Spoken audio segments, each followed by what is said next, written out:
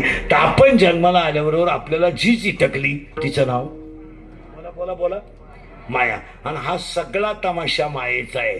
आणि नीट ऐका, कोण कोणचा बाप नाही, कोण कोणचा भाऊ नाही, कोण कोणची बहीण नाही, सगळी जनता स्वार्थी आहे.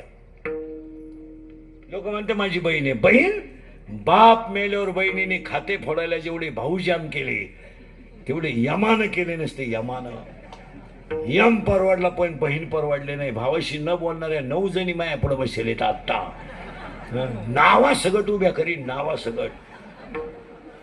भाऊ पाया पडतोय, बाई सही कर थांब त्यांना विचारू दे. त्यांना म्हणजे ते बेवड्याला. आणि तो नालायक म्हणतो लावून धर म्हणणारी तसे पा आता काय मारतो. हसण्यावारे नेऊ नका महाराज. म्हणून तुम्हाला पाया पडून सांगतो, इंद्रिकाचे वाक्य आहेत, थोडं झोंबतात लोकांना. पण बहिणींचे हक्क सोड वेळेत केले पाहिजेत.